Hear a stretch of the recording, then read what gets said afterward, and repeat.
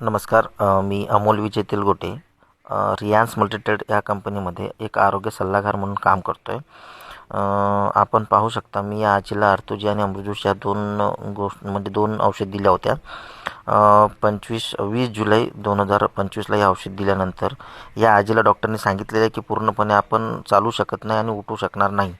या आजीच्या प्राथमिक क्रिया ह्या जाग्यावरच होत होत्या, पण अवघ्या 20 दिवसाच्या फरकानंतर आपण पाहू शकता ह्या आजी जे काय असेल 2-3 पावले हे आजी स्वतःहून चालत आहेत. आपण त्यांना सांगितल्याप्रमाणे त्या म्हणजे चालतात. ठीक आहे. पण त्याच्यानंतर चालताना अजून त्यांनी औषधी कंटिन्यू केलेली आहे. तर आजच्या तारखेत म्हणजे 5 तारखेपर्यंत म्हणजे 5 सप्टेंबर 2025 पर्यंत आपण हा रिझल्ट पाहू शकता. ह्या आजी थोडंसं तर चालायला लागलं होतं, आता स्वतःहून उठत आहेत, स्वतःहून उठबस करत आहेत. स्वतःच्या प्राथमिक क्रिया ह्या स्वतःच करत आहेत. म्हणजे घरच्यांना यांचा कुठल्याही प्रकारचा आता त्रास पण नाही आहे. आणि दुसरी गोष्ट म्हणजे ह्या 2 पावलं तर चालत होत्या, पण आता त्या आपण पाहू शकता की त्या उठल्यात आणि चालत पण आहेत.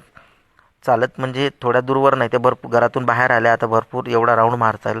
कशासाठी की त्या आजीनं आपण अमृत ज्यूस आणि अर्थोजी दिले होते. तर या अर्थोजी आणि अमृत ज्यूसचा एक अमेझिंग रिझल्ट असा आलेला आहे की डॉक्टरांनी सांगितलेलं होतं की त्यांना एका जागेवरती आपण बसून राहाल, आपल्याला कुठल्याच प्रकारचं काम होणार नाही, आपण एकाच जागेवर झोपून राहाल. आपली प्राथमिक